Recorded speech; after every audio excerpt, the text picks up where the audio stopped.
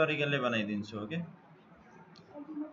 So एउटा चाहिँ मैले रेक्टेंगल ड्र गरे ओके र सेकेन्ड टुल समाते shape tool control Q convert to curve हल्का माथि यहाँनिर एउटा पोइन्ट बनाउने राइट क्लिक एड यसलाई हल्का के लगे मैले भित्र लगे ओके क्लियर र यसलाई थोडा यता बढी लिने बरु कन्ट्रोल दबाइ राख्नु होला यो साइड तिर हल्का बढी लिने है ल लगभग यति गर्यो भने हाम्रो काम भइहाल्यो त्यसपछि डबल क्लिक गरेर या सरी यहाँबाट चाहिँ यो पेन टुल समात्ने यो भन्दा पहिला 2 पोइन्ट कर्व हामीले युज गरेका थियौं या कुनै पनि अरु शेपैको युज गरेका थियौं पेन टुल समात्ने पेन टुलबाट अलिकति सजिलो हुन्छ पेन टुल समात्ने सो यहाँ देखि ड्र गर्न हामी हल्का ड्राइङलाई हेर्ने कहाँदेखि स्टार्ट छ यहाँ देखि मैले ड्र गरे किनकि त बाहिरको एरिया रह्यो त हल्का माथि देखि गर्छु देन यहाँनिर मैले इन्ड गरे यसलाई ओके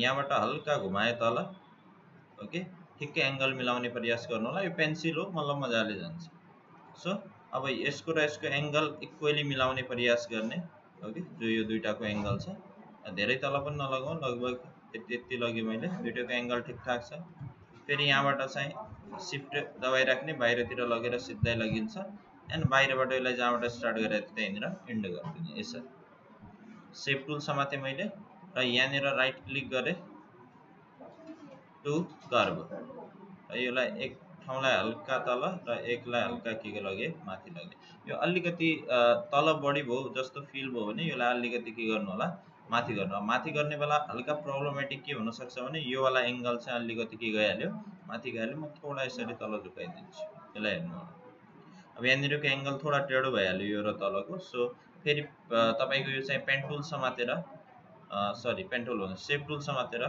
सो यी एंगलहरुलाई हामी थोडा बहुत सिधा गर्न सक्छौं ओके यसलाई हेर्नु होला आफ्नो हिसाबले यी दुईटा एंगल चाहिँ बराबर ल यति भइसकेपछि एन्ड यो वाला पार्टलाई हल्का ठुलो गर्दिन्छु म थोडा सानो जस्तो लाग्यो मलाई सो यसको लागि चाहिँ यसलाई हल्का यता गरे मैले एन्ड यसलाई पनि हल्का यता गर्दिए मैले बस ओके ल एन्ड यसमा रेड कलर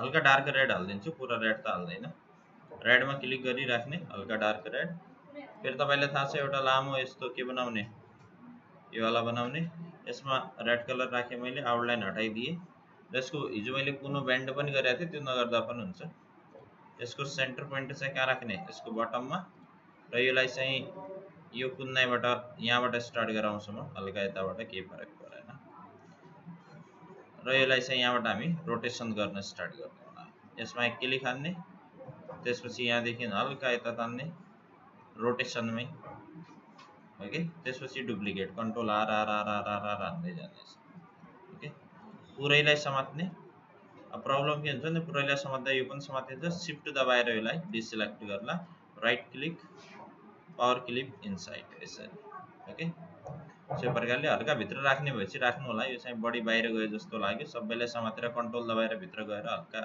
यसरी भित्र राख्दा पनि हुन्छ बट कर्नर देखिनु भएन ल एन्ड यसमा चाहिँ कुन कलर हाल्ला हामी येलो कलर यसको आउटलाइन चाहिँ के गर्दिने हटाइदिने एन्ड यहाँनिर अझै पनि हेर्नु होला यो चाहिँ हल्का टेढो भएको छ सो यो शेप टुल समातेर यिनीहरूलाई चाहिँ सही मिलाउने के गर्नु होला प्रयास गर्नु होला है लगभग ठिकठाक छ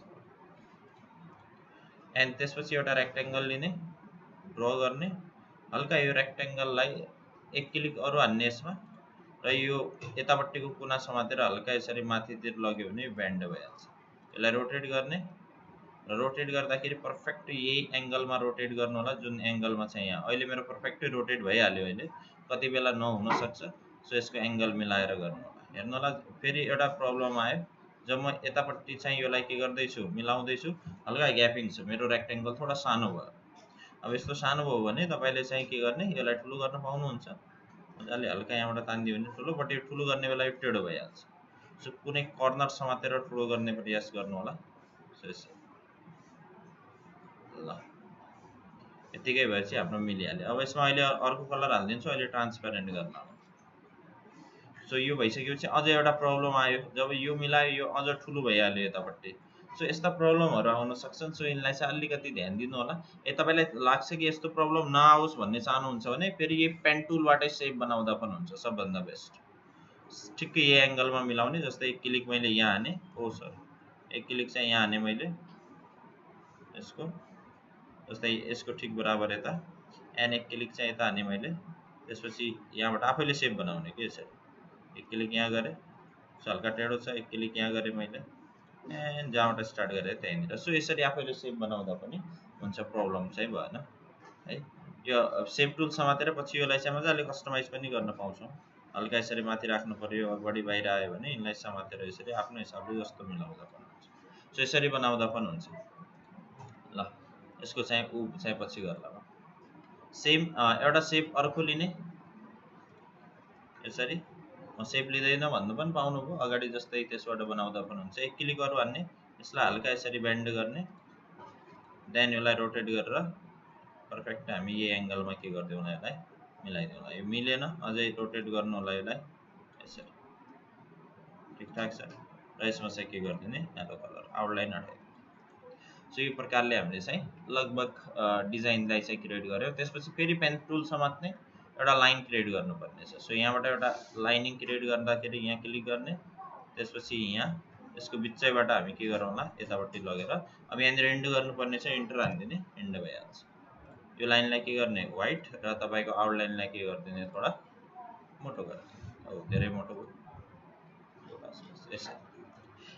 एन्ड अब कुरा रह्यो यसलाई ट्रान्सप्यारेन्ट गर्नु। यहाँबाट ट्रान्सप्यारेन्सी टुल समात्ने, तपाईँको लास्टमा होला ट्रान्सप्यारेन्सी टुल, र त्यो समातिसकेपछि माथि नन लेख्या हुन्छ, त्यो ननबाट यसरी ड्रप डाउनबाट चेन्ज गरेर सेकेन्डमा युनिफर्ममा हाल्नु होला। मेरो यहाँनिर दिएको छ युनिफर्म। युनिफर्म गऱ्यो भने अटोमेटिकै 50% यो के भइहाल्छ, ट्रान्सप्यारेन्ट भइहाल्छ। फोर साइडबाट इक्वली ट्रान्सप्यारेन्ट हुन्छ।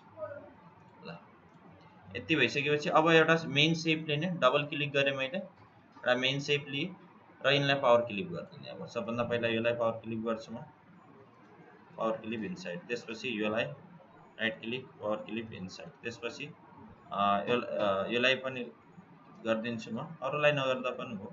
या लाइनलाई पनि गर्नु पर्ला। सो लाइनलाई गर्ने भएपछि पहिला यसलाई गर्नु होला, सबैलाई पावर क्लिप गर्नु, फेरि यसलाई right click, power clip inside, फेरि लास्टमा लाइनलाई, किनकि लाइनलाई पहिला गरिदियो भने लाइन चाहिँ के आउँछ, माथि आइदिन्छ। सो यसलाई पनि right click, power clip inside, सबै पावर क्लिप भइहाल्यो, यानि कि एकै भइहाल्यो। अब फर्दर चिज, जस्तै यहाँनिर इमेज राख्नु छ, इमेजका लागि सेप बनाएन हामीले, एउटा यस्तो सेप बनाउने, हल्का ठुलो बनाउनु होला, लगभग यहाँसम्म कभर हुने गरी, र यसभित्र कन्ट्रोल आई हान्ने। कन्ट्रोल आई हान्यो भने इमेजलाई के गर्नु मिल्छ, इम्पोर्ट गर्नु मिल्छ। अब जहाँ पनि मिल्छ एउटा इमेज समात्नु होला, जस्तै मलाई चाहिँ अहिले यो वाला इमेज मिल्यो भनौँ, र यो इमेजलाई यो भित्र के गरिदिने, पावर क्लिक, र ठुलो बनाउने, कन्ट्रोल दबाउने, र कन्ट्रोल दबाएर यो कुनादेखि यो कुना पुरै कभर हुने गरी के गर्नु होला, यसरी बनाउनु। र अब यसलाई पावर क्लिक गरिदिने, right click, power clip inside, भित्र हालिदिने, र भित्र जाने कन्ट्रोल दबाएर, र अब यसलाई पछाडि हाल्ने। यहाँ अगाडि नै यसलाई गरेर पावर क्लिप गरे भए पनि हुन्थ्यो। अर्डरबाट सेन्ड टु ब्याक यसरी, र यो ब्याकमा गइसकेपछि अब यसलाई के गर्ने, ठ्याक्क मिलाउने। अब सो अझै हेर्नलाई तल मिलेन, माथिबाट तान्यो भने यो फेरि मजा आउँदैन। सो मैले माथि यति नै राखेँ, कन्ट्रोल दबाएँ, भित्र गएँ, र यसलाई हल्का के गरिदिएँ, यसरी ठुलो गरिदिएँ ताकि पुरै कभर होस्।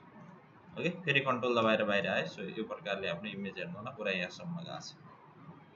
एन्ड यो व्हाइटमा व्हाइट हुनाले व्हाइट लाइन देखिएन, नो प्रब्लम, यति छ।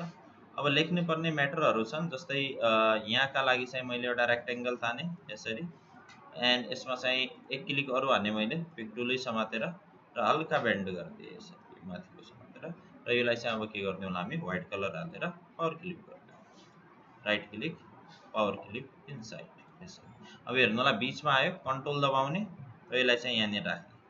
अब यहाँनिर राख्दा फेरि यो एलोको माथि आयो त एक स्टेप ब्याक हाल्नु पर्ला। यसलाई ब्याक हाल्नुको लागि के गर्ने, या त यसलाई अगाडि लिएर आउने, या त यसलाई पछाडि हाल्ने। सबभन्दा बेस्ट के होला, यसैलाई अगाडि लिएर आउने, right click, order, front of the group गर्नुहुन्छ ल यसरी। त्यहाँदेखि अरू चिज त बाहिरबाट बनिहाल्छन् तपाईँको, म्याक्सिमम चिजहरू यति नै थियो। आफ्नो तरिका हो, यही तरिकाले बनाउनु पर्छ भन्ने होइन, एक्ज्याक्ट यस्तै नबन्ला, थोडा चेन्जेस हुनसक्छ। नभए मेरो इभन दुइटैलाई कम्पेयर गरौँ भने एक्ज्याक्ट नहोला, थोडा बहुत फरक चाहिँ हुनसक्छ।